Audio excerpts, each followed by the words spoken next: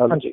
हाँ, तो लड़ाई कब होगी? हमेशा जितने भी युद्ध होते हैं वो विचारधारा के युद्ध नहीं होते, क्योंकि विचार युद्ध लड़ने में कॉस्ट पड़ती है पहले, तो कॉस्ट बिल्कुल निकलनी चाहिए ना। फ्री के बिल्कुल अंदर बिल्कुल। कैसे युद्ध लड़ोगे? विचारधारा की लड़ाई है, मतलब ये कौन सी बकवास बात है यार। भाई युद्ध में गोला बारूद लगता है, ध्वस्त होते हैं, इकोनॉमी ध्वस्त होती है, पैसा लगता है, तो पैसा निवेश कौन करने वाला है विचारधारा के चक्कर में? तो बिल्कुल लड़ाई जो बिल्कुल। होती है वो ये होती है, भाई तुम्हारा मिनरल हमको खोदने दे, तुम्हारे यहाँ बाजार खोल के हमारी कंपनी को काम करने दे। तो जो देश बोलता है भाई तुम्हारे कंपनी को मैं घुसने नहीं दूंगा, मतलब लड़ाई सारी रिसोर्सेस की रही है शुरू। मिनरल की लड़ाई होती है, मिनरल और जी। मार्केट। जैसे हम्म। मार्केट मतलब, जैसे एक सिंपल एग्जांपल दूंगा उससे समझ लो कि 92 के अंदर पेप्सी कोक आए, उसके पहले जी जी। भारत में कोला बेचता था Thums Up, Gold Spot, Limca, Campa Cola. हाँ जी, वो पोस्ट पड़ा था आपका। तो अब कोका कोला और पेप्सी है, इन्होंने बोला हमको आने दे, तो इनको पता है ये दोनों आ गए तो पूरा कोला मार्केट खत्म कर देंगे, तो बिल्कुल। उन्होंने आने दिया, तो बस वो खा गए। अब अगर ये बोलते 91 में मनमोहन बोलता, वित्त मंत्री यही था कि भाई मैं कोला और पेप्सी को नहीं आने दूंगा, तो बस युद्ध लड़ो। अब युद्ध होगा, तो वो युद्ध में निवेश कौन करेगा? पेप्सी और कोक। बिल्कुल बिल्कुल। वो बोलेंगे ठीक है हम पैसा लगाएंगे, क्योंकि अगर एक बार भारत को तोड़ दिया तो इसमें हम घुस जाएंगे, बाद में हमारा धंधा खड़ा कर लेंगे और पैसा निकाल लेंगे। जी। तो युद्ध ऐसे नहीं होते हैं विचारधारा से युद्ध, मतलब ये इतनी बड़ी बड़ी बकवास ये किताबों में छाप के रखी है कि सारी जनता को इन्होंने उल्लू बना के छोड़ा हुआ है। भाई विचारधारा पे युद्ध, उसको निवेश कौन करेगा यार? बिल्कुल वो मिनरल मतलब मार्केट, या तो मार्केट दिख रहा है कि हाँ ये कंट्री में घुस गए तो मार्केट मिलेगा, तो मार्केट मोनोपोली बनाने के लिए वो जो कंपनी बनाएगी वो निवेश करेगी। और दूसरा होता है, वो निवेश से नहीं होता युद्ध, जब तक वेपन मैन्युफैक्चरिंग कंपनियां राजी नहीं हो तब तक पैसे से युद्ध नहीं जीता जा सकता। जी। मतलब पैसे से कभी युद्ध नहीं जीत पाओगे। जैसे एग्जांपल है कि इराक के ऊपर, इराक के वेपन से जीता जा सकता है। हाँ, इराक के पास बहुत तेल, बहुत पैसा था, बहुत पैसा था, ठीक है। तो जब अमेरिका ने जब युद्ध किया तो वो हार गया ना। बिल्कुल। तो भारत पाकिस्तान का युद्ध हुआ तो भारत को लेसर गाइडेड बम चाहिए थे, तो पैसे तो बहुत थे पर लेसर गाइडेड बम तो नहीं था, तो युद्ध तो लेसर गाइडेड बम से जीतोगे। तो अमेरिका ने जब बम दिए तब जीते। तो युद्ध में पैसे का कोई रोल ही नहीं होता कभी, युद्ध में रोल आएगा वेपन का। बिल्कुल। और वेपन मैन्युफैक्चरिंग निवेश कब करेंगे? जब उनको मिनरल लूटने का मौका दिखे। बिल्कुल बिल्कुल। अभी जैसे एग्जांपल है, राजस्थान में एक पूरा इधर का हिस्सा है, थार रेगिस्तान बोलते हैं। अब थार रेगिस्तान है, उसकी जमीन बंजर है, ठीक है, पूरा एक स्टेट की जितना बड़ा इलाका है, और उसमें मिनरल भी नहीं है मान लो, ठीक है, मान लो भाई वहां पे तेल है पर मान लो मिनरल भी नहीं है, तो बस कोई लूटने थोड़ी आएगा, तो कोई युद्ध होना ही नहीं है उस जगह के लिए। अब तो अब भारत में मिनरल बहुत है तो उसकी लड़ाई है। बिल्कुल बिल्कुल। तो ये कहानी होती है, विचारधारा वगैरह कुछ होता ही नहीं है। और जैसे मैंने एक राहुल चिमन भाई मेहता की वीडियो देखी थी, सऊदी अरेबिया वाली और अमेरिका वाली, कि कैसे यहाँ पे सारा मीडिया जो है, पेड मीडिया को सऊदी अरेबिया से फंडिंग आता है, और सऊदी अरेबिया जो अमेरिका के कंट्रोल में। हाँ। तो कभी भी उस वीडियो पे ऐसा कोई प्रमाण नहीं था कि सऊदी अरेबिया अमेरिका के कंट्रोल में है। भाई देखो सिंपल प्रमाण है, सऊदी अरब को पूछो वेपन कितने बनाते हो, वो वेपन क्या बनाते हैं बताओ? जीरो। उनको कारतूस की गोली होती है ना, बंदूक की गोली, उसकी भी फैक्ट्री नहीं है उनके पास। अब पूछो अमेरिका की सेना दुबई में क्या कर रही है? सऊदी अरब में अमेरिका की सेना क्यों है? किसकी सेना होती है भाई? भारत में ईस्ट इंडिया कंपनी की सेना क्यों थी? जब राजा हारेगा तभी तो सेना आएगी ना। बिल्कुल बिल्कुल। कोई किसी के घर में ऐसे सेना आने देता है? रशिया में तो नहीं है देखे अमेरिका की सेना, चाइना में तो नहीं है देखे अमेरिका की सेना, अफगानिस्तान में उसने सेना घुसाने की कितनी कोशिश करी पर भागना पड़ा ना। तो किसी देश में किसी अन्य देश की सेना जा सकती है कभी? तो वहां सेना क्या कर रही है अमेरिका की? तो ये कारण भाई वो सिंपल एक रीजन होता है हमेशा, आप वेपन बना रहे हो क्या, बात खत्म। वेपन नहीं बना रहे हो तो फिर तुमको बचने के वेपन कौन दे रहा है? वो कंट्री उस कंट्री का गुलाम होता है, क्योंकि जो देश वेपन नहीं बनाएगा उसको कोई दूसरा देश खा जाने वाला है, एकदम निगल जाने वाला है। तो फिर वो निगल क्यों नहीं रहा? इंडिया, जैसे इंडिया को चाइना पूरा निगल जाएगा, पर निगल क्यों नहीं पा रहा? क्योंकि अमेरिका पीछे खड़ा है वेपन देने। बिल्कुल। तो अमेरिका का गुलाम है भारत, क्योंकि अगर बॉस ने यानी अमेरिका ने बोल दिया भारत को ठीक है मैं हट गया, तो खत्म। तीसरे दिन चाइना की सेना घुसना शुरू करेगी भारत में। अब तीसरे दिन, 3 दिन से ज्यादा लगने नहीं वाले।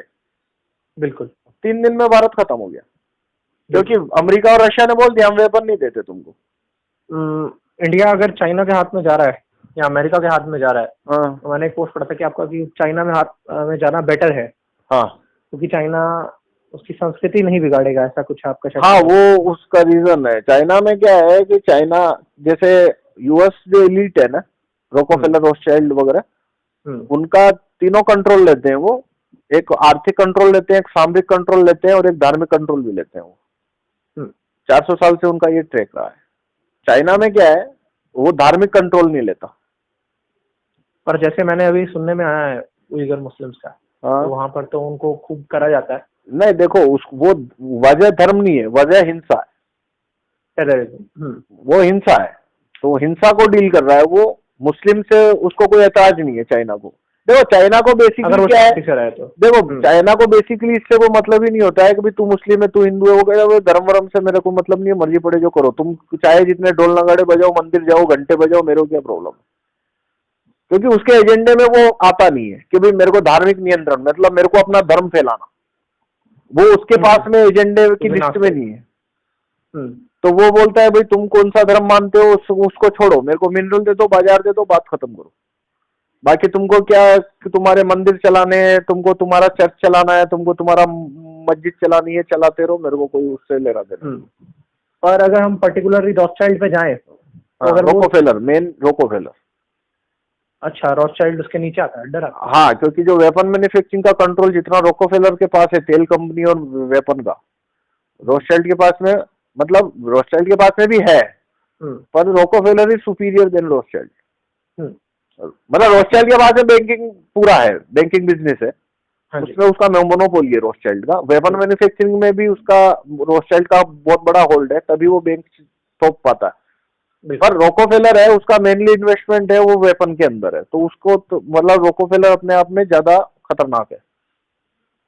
बिल्कुल। और ये दोनों मिलके काम करते हैं, इसलिए वो ताकत मिलके ही है दोनों में। वैसे ये इन्फॉर्मेशन आपको मीडिया पे भी अवेलेबल हो जाती है नॉर्मली? हाँ, वो सब मीडिया, मतलब देखो ये इन्फॉर्मेशन का मैं आपको एक सिंपल रूट देता हूँ। जो इन्फॉर्मेशन आप तक पहुंचाई गई है वो वेस्ट होती है, उसको लो ही मत कभी। नहीं, मतलब मेरे कहने का मतलब है कि जो आप लोग इन्फॉर्मेशन निकालते हो, उसका सबसे बड़ा सोर्स क्या रहता है? पहला तो हम इन्फॉर्मेशन ढूंढते हैं, हम तक नहीं आती है, हम तक जो आती है वो हम लेते नहीं जी। हम पहुंचते हैं इन्फॉर्मेशन तक, और फिर दूसरा लॉजिक, और तीसरा एक्सपीरियंस। जैसे पिछले मैं 92 में पहली बार शाखा जाने लगा, 92 में मैं शाखा में जाने लगा था। 98 से मैं एक्टिव पॉलिटिक्स के टच में आ गया था जी। तो लगातार पॉलिटिक्स को देख रहे हैं, इंटरनेशनल पॉलिटिक्स को पिछले 12-15 साल से लगातार पढ़ रहे हैं, देख रहे हैं जी। तो, और एक ग्राउंड लेवल के ऊपर पॉलिटिक्स में काम करते हैं जी। तो बहुत सारी इंफॉर्मेशन है जो अपने हमारे एल्डर्स हैं, नेता होते हैं, थिंक टैंक्स को भी आती होगी, कांग्रेस के, जिनके साथ में आमने सामने बैठ के पॉलिटिक्स डिस्कस होती है, तो वहां से जानकारी मिलती है। थोड़ा खुद ढूंढते हैं, उससे मिलती है, तो आप पढ़ते हैं और कुछ लॉजिक जी, तो उससे एक हम डिड्यूस कर लेते हैं कंक्लूजन। कुछ नेता ऐसे भी होंगे जो काफी ऑनेस्ट होंगे, बताते होंगे कि हाँ सच में ये रॉकफेलर का, हाँ वो बताते हैं कि भाई देखो हम तो गुलाम है, हमको आगे से जैसा आदेश मिलता है वैसा ही करना पड़ेगा, वरना टिकट उड़ा देंगे तो हम खत्म हो गए। तो ऐसे करके जानकारियां आती रहती है जी। मेरे पास ही नहीं है, दूसरे जो बीजेपी कांग्रेस के जो नेता हैं या जो काम कर रहे हैं अपने अपने शहरों में, उनको भी ये सब पता होता है, पर वो अपने तक ही रखते हैं। पर वो अगर बोलेंगे तो फिर वो खत्म हो जाएंगे। हाँ, इसलिए वो ये बातें रखते नहीं है। मतलब इसमें देखो एक नई बात ये नहीं है कि हमको ये सब मालूम है जी, ये बहुत लोगों को पता है, पर वो इसको रखते नहीं है बस। जी जी, ये कोई इतनी सीक्रेट इन्फॉर्मेशन नहीं है कि हम निकाल के ले आए, बस हमने इसको देना शुरू कर दिया पब्लिक में। हाँ जी, इसका एक सोर्स तो ये पॉलिटिशियन के थ्रू है। हाँ, पॉलिटिशियन है, दूसरा है मीडिया, विकिपीडिया टाइप। नहीं, मीडिया पेड मीडिया। पर पेड मीडिया में कौन सा मीडिया? जो आपको टीवी पर अखबार छाप रहा है वो नहीं। आप खुद जब न्यूज चेक करोगे तो वो सब आपको कई सोर्सेस में मिलना शुरू होगा जी। मतलब देखो, मीडिया में दो स्ट्रीम होती है जी। एक स्ट्रीम होती है कि जो कोई इंसिडेंट है उसको रिपोर्ट किया जाता है, हमेशा छुपाएंगे कुछ भी नहीं, मीडिया छुपाता कभी नहीं है, पर वो ऐसी जगह रिपोर्ट करता है जिसको सिर्फ एक्टिविस्ट पढ़ते हैं। और जो चीज पब्लिक में पहुंचानी होती है ना, बिल्कुल, उसको वो हेडलाइन बना के बड़े पैमाने पे एकदम प्रचारित करते भयंकर रूप से प्रचारित करते हैं। तो वो जो भयंकर रूप से प्रचारित करते हैं उसको हम देख लेते हैं कि भाई हाँ भाई ये तो पब्लिक को मामू बनाने के लिए प्रचार है और इसके पीछे खबर कहाँ है, तो वो खबर को फिर हम ढूंढ निकालते हैं। तो नॉर्मल आपके जैसे मैं बताता हूँ, मान लो अभी अखबार में आया सब तरफ कि भाई 101 चीजों पे आयात पे बैन लगाया, तो हम फिर ढूंढना शुरू करेंगे कि भाई इसके पीछे क्या चल रहा है, तो फिर हमको मिल जाएगा भाई ये हाल है, इसका 10% बेच मारा है अभी, तो उसको हम ढूंढ लाएंगे। हाँ वो बेच दिया, 10% बेचा है इसको, लॉकहीड मार्टिन को। हाँ वो अब ये चीज तो और ढूंढनी पड़ेगी तब सामने आएगा, पर हमारा अंदाजा है, हमको मालूम है लॉकहीड मार्टिन ही खरीदने वाली है। वजह क्या है, भारत के अंदर लॉकहीड मार्टिन अपनी प्लेन बनाने की फैक्ट्री लगाने वाली है। ये एक प्रयास उसने 2017 में शुरू किए थे और हाल जो है वो प्लेन बनाता है। बिल्कुल बिल्कुल। तो वो उसको लॉकहीड मार्टिन ही टेक ओवर करने वाला है, तो उसका 10% शेयर अभी बेच पा रहा है मोदी ने, कुछ हफ्ते भर पहले बेचा था। तो वो 10% किधर गया होगा, तो वो सिंपल बात है, वो बोइंग के पास तो नहीं जाएगा, वो लॉकहीड मार्टिन ही लेके गया। पर वो चीज सामने आना, वो बहुत मेहनत करने से वो चीज कभी मिलेगी आगे चल के, भाई ये लॉकहीड मार्टिन ने टेक ओवर किया था, वरना अभी यही आएगा कि भाई हाँ भाई 10% बेच दिया, किसको बेचा वो इन्फॉर्मेशन ये पब्लिक नहीं करते जल्दी। नहीं वो इजीली नहीं, वो पब्लिक सब करते हैं पर कॉमन पीपल तक नहीं पहुंचाते। मतलब मैं इस पर्टिकुलर इन्फॉर्मेशन की बात कर रहा था कि किसको बेचा वो तो पता ही नहीं लगेगा हमको। अच्छा, वो हमें पता ही नहीं लगा। नहीं वो पता नहीं लग सकता, वो बस वो छाप दिया, बेच दिया। अब किसको बेचा वो कोई ना कोई मीडिया रिपोर्ट करेगा तभी तो मालूम पड़ेगा हमें भी, वरना मुझे या बैठे बैठे मालूम कैसे पड़ेगा? वो चीज मीडिया में रिपोर्ट होने वाली नहीं है कभी। बिल्कुल। तो वो मालूम नहीं हो सकता, पर एक जनरल सेंस है हमारा, उस आधार पे मेरे को पता है कि वो लॉकहीड, मैं बोलूंगा अभी लॉकहीड मार्टिन ने खरीद लिया, आप बोलोगे भाई नहीं खरीदा, तो मैं बोलूंगा भाई दुनिया में कोई है और कोई जो हाल प्लेन बनाने वाली कंपनी को खरीदने आएगा? बिल्कुल कोई है नहीं ना, जो ऑलरेडी मैन्युफैक्चरिंग का काम होगा वही तो खरीदेगा, और कौन खरीदेगा बताओ? बिल्कुल वही करेगा। और एक बात ये जो रखनी थी, हाँ कि मैंने एक काफी पोस्ट आपका ये देखा था, जो हेमचंद्र के रिलेटेड था, कि हेमचंद्र को जो पहले राउंड में जीता था अकबर से, वो इसी कारण से जीता था कि कैनन्स उसको मिल गए थे पोर्टुगीज से, और पोर्टुगीज लोगों को जो मिले थे वो ईस्ट इंडिया कंपनी से मिले थे। और ईस्ट इंडिया कंपनी जो थी वो बेसिकली रॉथस्चाइल्ड उसको एक तरह से एग्जीक्यूट कर रहा था। हाँ जी। तो इनमें कोई इसका कोई एज अ प्रूफ टाइप की कुछ, मतलब ईस्ट इंडिया कंपनी को ऐसे कंट्रोल कर रही थी रॉथस्चाइल्ड? देखो बात सुनो, रॉथस्चाइल्ड का नाम तो मिलने वाला नहीं है आपको कहीं पे भी, हिस्ट्री की किसी टेक्स्ट बुक में कहीं पे भी नहीं मिलने वाला, पर ये एक अनुमान प्रमाण ही लगाना पड़ेगा। भाई देखो आप इसको कैसे करोगे, भाई आप देखो रॉथस्चाइल्ड फैमिली कितना पुराना है, और भाई ये बात तो जाहिर है ब्रिटेन का आदमी जानता है। और कि जैसे ये रॉथस्चाइल्ड है या रॉकफेलर है, तो ये जितने भी परिवार हैं इनका, जब ये लोग बैंकिंग और इस सब में नहीं आए थे वेपन इंडस्ट्री, इससे पहले ये लोग क्या करते थे? मतलब जैसे 90% रॉकफेलर ने वेपन में डायरेक्ट नहीं आया था, रॉकफेलर ने धंधा शुरू किया था तेल से। अच्छा। पहले उसने तेल कंपनियां खड़ी करी, स्टैंडर्ड ऑयल उसकी कंपनी थी। अच्छा। फिर स्टैंडर्ड ऑयल की उसने मोनोपोली खड़ी करी, तो अमेरिका का 80% जो तेल था ना, पेट्रोल, उसको टेक ओवर कर चुका था रॉकफेलर जी। और दुनिया का 60% पेट्रोल रॉकफेलर टेक ओवर कर चुका था 1900 के अंदर, 1910 तक। 1910 तक दुनिया का 60% पेट्रोल रॉकफेलर टेक ओवर कर चुका था। बाद में तेल के बाद में फिर इसने क्या किया, जो वेपन मैन्युफैक्चरिंग इंडस्ट्रीज थी उनको खरीदना शुरू किया। रॉथस्चाइल्ड का रोल शुरू होता है तोपों से, उसने तोपें बनाने में इन्वेस्टमेंट की थी। बाद में उसने बंदूकों की फैक्ट्रियां, जो बर्मिंघम के अंदर जो कॉटेज इंडस्ट्री थी वेपन बनाने की, गन बनाने की, अच्छा, वो सब के अंदर रॉथस्चाइल्ड ने निवेश किया, और सबसे बड़ी होल्डिंग गन इंडस्ट्री पे, गन कंपनियों पे रॉथस्चाइल्ड की आ गई थी। बाद में वही गन कंपनियां, वो जो उसकी पहले कैनन बनाता था, बाद में वो गन कंपनियां पे होल्डिंग आई, बाद में फिर उसी ने फाइटर प्लेन, रडार, मिसाइलें, लेसर गाइडेड बम, ये सब बनाने शुरू कर दिए। इस पे कोई आप लोगों का कोई सोर्स ये सब विकिपीडिया में मिल जाएंगे? देखो ये सब आपको रोथशाइल्ड के नाम से नहीं मिलेगा, ये आपको कैसे डॉट मिलाने पड़ेंगे कि आप जैसे गूगल शुरू करो, बर्मिंघम कॉटेज इंडस्ट्री, ये गूगल करो, एक minute, Birmingham cottage gun industry, ठीक है, तो आपको सामने आएगा कि भाई उस समय बर्मिंघम में 10 लाख बंदूकें साल की बन रही थी। जी जी। तो अब ये वहां पे एक बहुत बड़ा इन्वेस्टमेंट थी बिजनेस की, ठीक है ना। बाद में इसी में से 5 लाख बंदूकें ईस्ट इंडिया कंपनी को मिली थी बर्मिंघम से। तो अब क्वेश्चन आता है, अब देखो आप कि जैसे भारत में अंबानी है, हर आदमी जानता है अंबानी कौन है, ठीक है जी जी। ऐसे ब्रिटेन के अंदर हर आदमी जानता है भाई उनका सबसे बड़ा दोस्त 250 साल से जो सबसे बड़ा धनिक है वो कौन है। पर जो रॉथशाइल्ड शुरू से कैनन का काम करा है, हाँ ये बात हमें मिल जाती है। देखो मैंने आपको बोला ना, वो रॉथशाइल्ड के नाम से नहीं मिल सकती आपको, ठीक है ना। मतलब मेरा बेसिकली पूछना कैसे ये था कि फिर हमें वो सबूत जो आप जो सब देखो, उसका मैं बताता हूँ आपको सिंपल वे में। भाई भारत में सबसे अमीर आदमी कौन? अंबानी है ना। जी जी। तो ऐसे ब्रिटेन में सबको पता है ना, भाई ब्रिटेन का सबसे अमीर आदमी कौन, जो 300 साल से सबसे शक्तिशाली घराना है, तो वो रॉथशाइल्ड है। वो तो आपको गूगल पे मिल जाएगा ना जी। और अमेरिका का सबसे बड़ा ताकतवर फैमिली कौन? अंबानी की तरह। मतलब अमेरिका का अंबानी कौन? तो वो रोकोफेलर है, वो तो पूरा अमेरिका जानता है जी। क्वेश्चन है कि वो ताकत कहां से आ रही है। तो वो आप जब बहुत अंदर जाओगे तब पता पड़ेगा आपको कि भाई उनकी ताकत कहां से आती है कि वो अपनी बिजनेस को मोनोपोलाइज कर पाते हैं। तो वो उसका आपको आंसर मिलेगा, वो वेपन मैन्युफैक्चरिंग के ऊपर उनकी होल्डिंग है।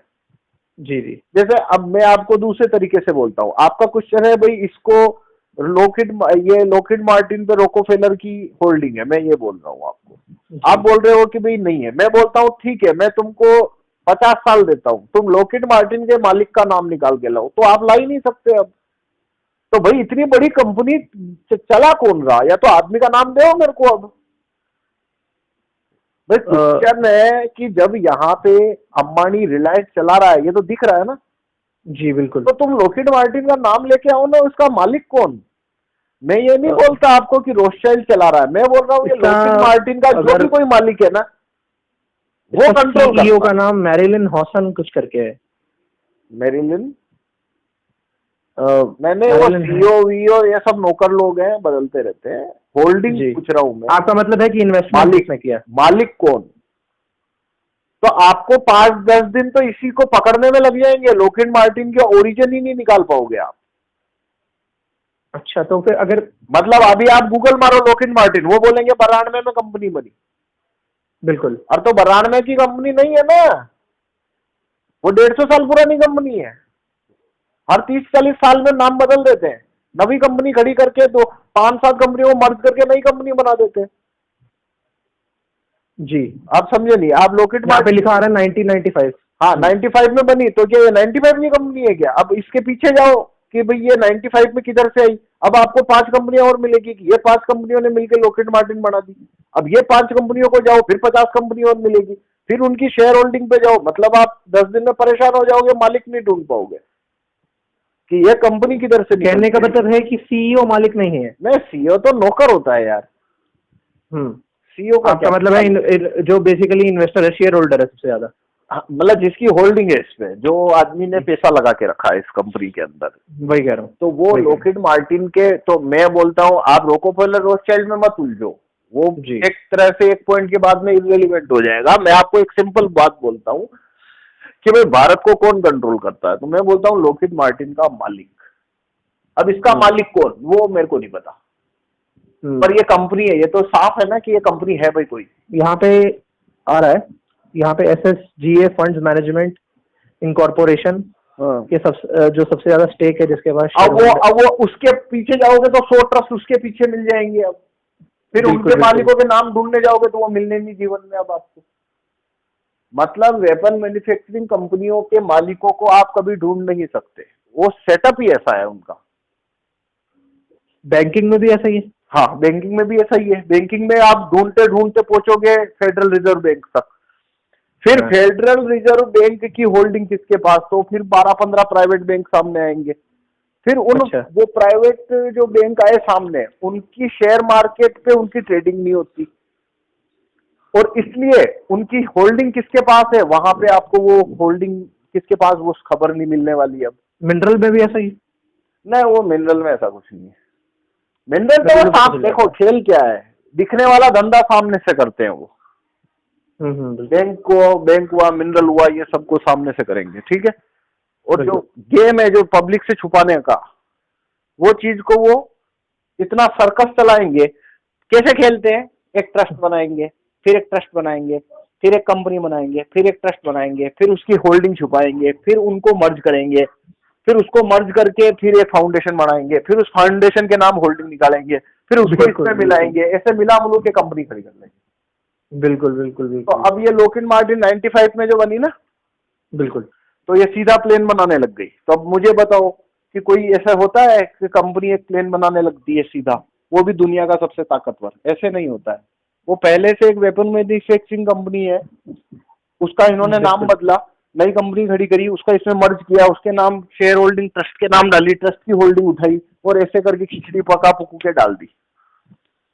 तो इसलिए वो उनके नाम कभी सामने नहीं आने देते। तो रॉकफेलर रोथशाइल्ड इश्यू नहीं है, मेरा इश्यू है कि भाई तुम्हारा मीडिया कौन कंट्रोल कर रहा, पीएम को कौन कंट्रोल कर रहा। तो मैं कहता हूँ लॉकहीड मार्टिन का मालिक, अब इसका मालिक कौन है तुम ढूंढ के लाके दिखो। ये तो अपने आप में एक रिसर्च का बड़ा टॉपिक है। हाँ, तो वो पर घुमा फिरा के बात क्या है कि भाई जब अमेरिका का सबसे ताकतवर फैमिली रॉकफेलर है और ब्रिटेन का सबसे ताकतवर फैमिली जब रोथशाइल्ड है, तो भाई लॉकहीड मार्टिन बोइंग और जेट को कंट्रोल का अंबानी करेगा क्या? बिल्कुल भाई, वही तो करेंगे। सही बात वो है, वरना वो ताकतवर रह ही नहीं पाएंगे अब। हाँ जी। और जैसे कि आपने एक अजीत वाडियाल को सुना होगा, अजीत बेटा का कैप्टन, हाँ जी, कैप्टन अजीत। हाँ। तो उनका कंटेंट आपको क्या लगता है कि सही है या देखो ये आरएसएस के बंदों को? मैं आपको इसमें एक सिंपल लाइन बताता हूँ, उस लाइन पे हर आदमी को तोल लिया करो कि जो आदमी कोई प्रॉब्लम की बात कर रहा है जी, वो आदमी उसके सॉल्यूशन के लिए कौन सा कानून छापना ये बोल रहा है क्या? अगर वो ये नहीं बोल रहा है तो मैं उसको बोलता हूँ टाइम वेस्टर जी। तो अब मैं आपको बताता हूँ, रोथशाइल्ड को रोकना है, अगर रॉकफेलर को रोकना है, एक बड़ा मैंने उनके ब्लॉग में पढ़ा है कि वो हर किसी को चित्त पावन जू बता देते हैं, जितने चित्त भाई वो जो भी बताते हैं, मैं ये बताता हूँ वो कोई चीज का दुनिया में आज तक उन्होंने भारत में कोई भी एक समस्या हल करने के लिए कानून कौन सा छापना वो लिख के दिया है एक पेज भी? बिल्कुल कोई सॉल्यूशन नहीं दिया। तो टाइम वेस्टर है। बड़े बड़े लंबे लंबे लिखो, एक्टिविस्ट का खून पियो, एक्टिविस्ट को वहां पे उलझा लो 4-4 घंटे, वो 5-5 किलोमीटर लंबे पोस्ट पढ़ने के लिए, बस। और क्या है? बिल्कुल बिल्कुल, इसीलिए मैंने पढ़ाई दी। तो वो अजीत वेडाकाइल को पर्सनली टारगेट करके नहीं बोल रहा हूँ, कोई भी इंसान है, कोई भी इंसान है, अगर वो केवल ज्ञान दे रहा है पर समाधान नहीं बता रहा है, वो ये बता रहा है ये कांटा कितना लंबा है जो तेरे अंदर घुस गया है, ये कांटा किसने घुसाया है, ये कांटे में कितनी किस्में हैं, ये कांटे से तेरे को कितने समय तक दर्द होगा, इस कांटे में कौन सी लकड़ी है, भाई ये निकालना कैसे, वो बात करना भाई। बिल्कुल सही बात, बिल्कुल। तो अब वो 1000 पोस्ट वो लिख देगा कि रोथशाइल्ड भारत को कंट्रोल कर रहा, रोथशाइल्ड के बैंक भारत को कंट्रोल कर रहे। मैं उसको बोलता हूँ भाई तू एक पेज लिख के दे कि भाई ये रोथशाइल्ड के को रोकना कैसे। भाई मीडिया बिका हुआ है तो भाई ये मीडिया को ठीक करना कैसे, कौन सा कानून छापना। वही आपके वाले कानून ही प्रेफर कर रखे थे, ज्यूरी सिस्टम और एमआरसीएम और ये सब।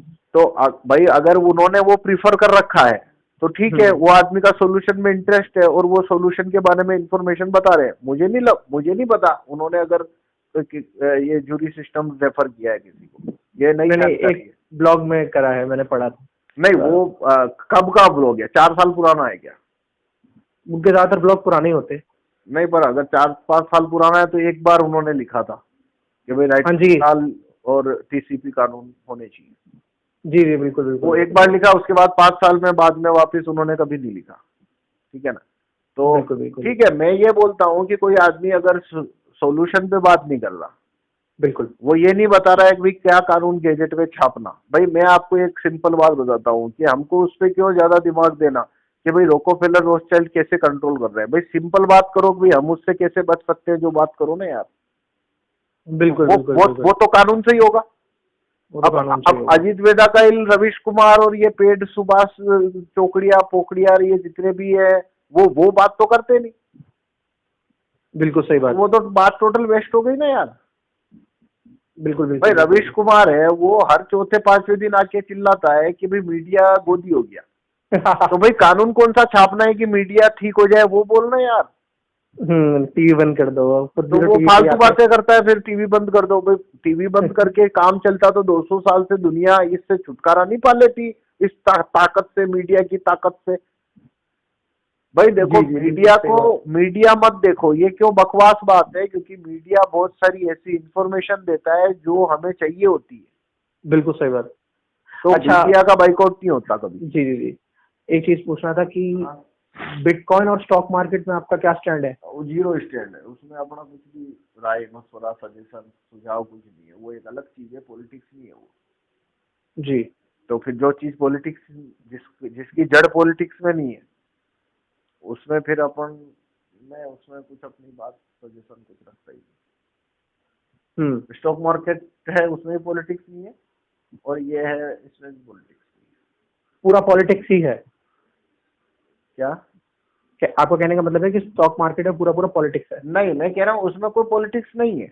अच्छा नहीं है। हाँ, वो एक बिजनेस का सेटअप है, और बिजनेस के अंदर एक बड़ा बिजनेसमैन छोटे बिजनेसमैन को बेवकूफ बनाता है। कहने का मतलब यही है कि तो आपको वो होगा ना, उसको आप रोक नहीं सकते, वो ठीक है, वो पॉलिटिकल प्रॉब्लम नहीं है। कहने का मतलब ये है कि क्या ये सेटअप सही है? यार देखो, धंधा जो होता है ना, उसमें एक आदमी दूसरे को खाएगा, बड़ा आदमी छोटे को खा जाएगा, वो धंधे का नियम है ना यार। उसको क्या ठीक करने जाएंगे, मतलब उसको क्या ठीक करना है? उसको हम अनफेयरनेस खत्म कर सकते हैं। कानून का काम क्या है? अनफेयरनेस खत्म करो। बिल्कुल बिल्कुल बिल्कुल। आप कोई अगर अपनी अपने दूसरे तरीकों से किसी का बिजनेस खा रहा है तो वो चलेगा, पर गलत कानून की वजह से खा रहा है तो मेरा काम है गलत कानून को रोकना, कि भाई फेयर कंपटीशन देना, बस। बिल्कुल। तो एक बार अगर कानून बराबर है, कानून फेयर आ गए, तो बस उसके बावजूद कोई किसी का बिजनेस बढ़ रहा है तो बढ़ रहा है, उसका स्किल है यार। मेहनत करे। हाँ, वो उसकी स्किल से धंधा खींच रहा है अपना। तो मैं उस चीज पे ज्यादा भार देता हूँ कि भाई कानून, जो चीज कानून से ठीक हो सकती है ना, वो चीज पे मैं ज्यादा फोकस करता हूँ। तो ये स्टॉक मार्केट का जो है पूरा, उसमें पॉलिटिक्स बहुत कम है, और कोई पर्टिकुलर ऐसा कानून नहीं है कि वो कानून आने से ये आपको नहीं लगता कि इसको बड़े बड़े लोग कंट्रोल करते हैं पूरा पूरा? मैं देखो, वो जो कंट्रोल करते हैं उसमें पॉलिटिक्स नहीं है, मैं ये बोल रहा हूँ।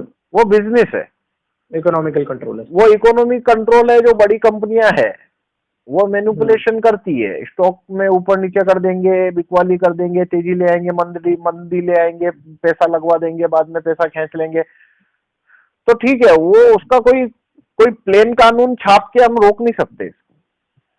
मतलब कोई ऐसा प्लेन कानून नहीं है कि ये प्लेन कानून छापा और रोक दिया। एक चीज और कि जैसे आप रिसोर्स बेस्ड इकोनॉमी के बारे में जानते होंगे? नहीं, ये क्या होता है?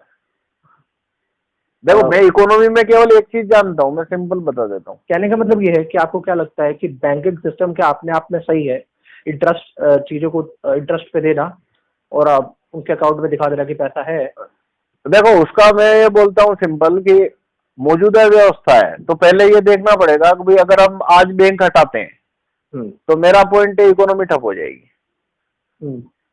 वो फैक्ट है, ये बात सही है। तो फिर बैंक हटाना है तो मैं सामने वाले को पूछता हूँ, भाई ठीक है, तो दो में से एक काम करो, या तो बैंक हटाना है तो इसकी लिए व्यवस्था कौन सी लानी, उसका कानून रखो सामने मेरे।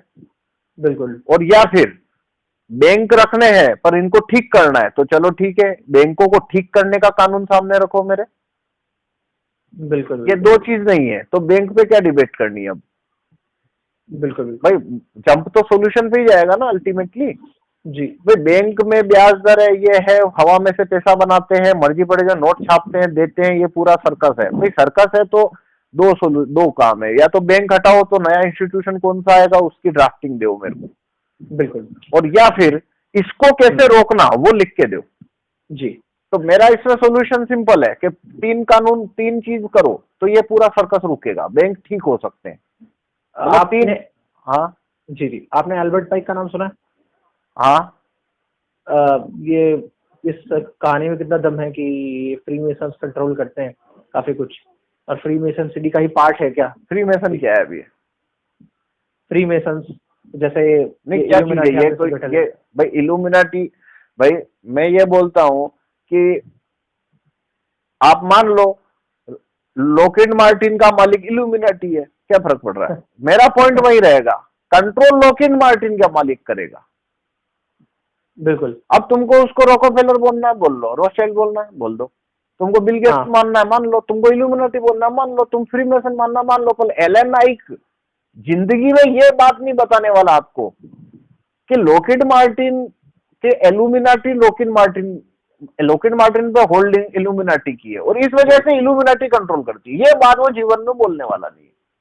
बिल्कुल। वो कोई एक रहस्यमय स्टोरी बना के देगा तुमको, बिल्कुल बिल्कुल, वो ये काम की बात नहीं बताएगा। बिल्कुल। और ये जो हमने जानते हैं एल्बर्ट पाइक के बारे में, हाँ, तो क्या ये सच है कि इसने World War I, World War II और World War III पहले से ही बना रखा है, सब पूरा सिस्टम तय कर रखा है? देखो वर्ल्ड वार 1, 2 तो खत्म हो गया, उसके बारे में तो सबको सब पता है, ठीक है जी। वो मिनरल लूटने के लिए दोनों वार हुए थे, ठीक है। अच्छा। हाँ, वो बाकी राष्ट्रवाद वो सब फालतू है, वो मिनरल की लूट थी, उसके लिए युद्ध होता है। मैंने आपको अभी बोला, अभी मैं एक वापस बॉटम लाइन बोलता हूँ, इसको बात को समझो। तो वर्ल्ड वार 3 हो या 4 हो आगे, युद्ध की कॉस्ट है, तो युद्ध हो ही नहीं सकता है जब तक कि उसकी कॉस्ट ना निकल रही हो। तो अभी 3rd वर्ल्ड वार होगा, 4th भी होगा, 5th भी होगा, जब तक दाव पे मिनरल आ रहा है तो युद्ध होने ही वाला है। एलन आइक के बोलने से होगा नहीं और एलन आइक के बोलने से रुकेगा नहीं वो। बिल्कुल। तो वो तो होना ही है, वो मिनरल की लूट का युद्ध है वो। बिल्कुल। तो वो तो होना ही है जी। और जैसे एक मैं उसका रीजन बता रहा हूँ, एलन आइक बोल रहा है वर्ल्ड वार 3 होगा, वो एलन आइक जो बोल रहा है उसकी वजह से नहीं होगा। एलन आइक नहीं, शायद एल्बर्ट पाइक। हाँ, वो एल्बर्ट पाइक पकड़ लो, ठीक है ना। वो ये पूरा दुनिया में ये कंस्पिरेसी थ्योरिस्ट वही तो है जिसने पूरे दुनिया के एक्टिविस्ट को बिजी करने के लिए ये थ्योरिया फेंकी हुई है। और वो सब थ्योरिया जो फेंकी है उसका मेन टारगेट क्या है? वेपन मैन्युफैक्चरर को सामने से हटाना। बिल्कुल। आप मेरी बात समझे क्या? बिल्कुल समझा। उसका टारगेट ये बात छुपाना है कि वेपन मैन्युफैक्चरिंग की वजह से रोथशाइल्ड लूट रहा है, इल्यूमिनाटी लूट रहे हैं। बिल्कुल। वो इसको सब बैंकिंग जू थ्योरी जाने कौन कौन सी थ्योरी रहस्यमय रोमांच ऐड करके इन पे थपा देना चाहता है। बिल्कुल बिल्कुल। एफडीआई रिपाट्रिएशन की जो मैंने आप लोगों की वीडियो देखी थी, उसमें एफडीआई रिपाट्रिएशन ये जो एक एग्रीमेंट है इस टाइप का, है ना? हाँ। तो इस बात पर कोई प्रमाण है कि एफडीआई रिपाट्रिएशन अभी भी कंपनीज के बीच में साइड हो रहा है? हाँ, हो रहा है। वो प्रमाण की जरूरत ही नहीं है, वो तो कानून है। कानून है। हाँ, आप बताएंगे एक बार कानून का नाम? नहीं, कानून है ना, वो डिफेक्टो कानून बोलते हैं इसको। डिफेक्टो? हाँ, डिफेक्टो कानून मैंने कि मान लिया, मतलब पहले से ही जो प्रैक्टिस का कानून है। जैसे क्या होता है कि भारत सरकार ने लिखा बंदूक बनाने के लिए लाइसेंस चाहिए, ठीक है, तो ये कानून हो गया। पर उसने नहीं लिखा ना कि कचौरी बनाने के लिए लाइसेंस चाहिए, तो जब नहीं लिखा तो वो कचौरी कोई भी बना सकता है, वो लिखने की जरूरत नहीं रही गई। तो इसमें क्या होता है कि जो भी कंपनी भारत में आती है वो डॉलर देती है और जितना पैसा वो रुपया लेके जाएगी, मतलब आप खुद पे भी अप्लाई कर सकते हो कि आप 1 करोड़ रुपया लेके जाओ बैंक में और बोलो डॉलर दे, तो वो मना नहीं कर सकता डॉलर देने से, वो डॉलर दे देगा। तो ऐसे करके ये जितना भी विदेशी कंपनी आती है, तो ये डिफेक्टो लॉ है कि वो जब रुपया देगी तो भारत सरकार हाँ वो उसको डॉलर देगा। अब ये रोकना कैसे, सरकार को ये छापना पड़ता है कि मैं डॉलर नहीं दूंगा, तब ये कानून काम करेगा, वरना तो वो ऑटोमेटिक है। नहीं समझे, वो ऑटोमेटिक है, तो उसे आना पड़ेगा। वो नहीं, जैसे चाइना है तो चाइना ने ये कानून छापा बिल्कुल कि अगर कोई मेरे पास में बोरी भर के येन लेके आएगा तो मैं डॉलर नहीं देने वाला। अच्छा, चाइना ने कानून छापा? हाँ, ये 74 में छापा था, जब अमेरिकन कंपनियां आने लगी ना चाइना में। WTO साइन किया चाइना ने 74 में। तो बाद में फिर बड़े पैमाने पे अमेरिकन कंपनियों ने आना शुरू किया। इस कानून का कोई नाम आप बता सकते हैं मुझे? नहीं, कानून नहीं है, बस एक नोटिफिकेशन है, सिंपल। अच्छा, ओके। तो वो चाइना ने वहां पे कानून छाप दिया कि भाई इधर तुम जितना भी ये इकट्ठा करोगे उसके बदले में मैं तुम्हें डॉलर देने वाला नहीं हूँ। जितना तुमने मुझे जमा किया है डॉलर, मैं उतना ही डॉलर देने वाला हूँ। तो ये चाइना ने जब तक नहीं लिखा था तब तक उस पर भी लाइबिलिटी थी कि जितना भी येन दोगे उसके बदले डॉलर देने थे। तो उसने ये कानून बनाया कि मैं डॉलर नहीं दूंगा। मतलब है कि भारत सरकार को डॉलर देना ही पड़ता है, अगर बचना है तो ये कानून बनाना पड़ेगा कि हम डॉलर नहीं देंगे। तो देखो, मैं कभी भी रोथस्चिल्ड पे कभी कोई आर्टिकल नहीं लिखा मैंने।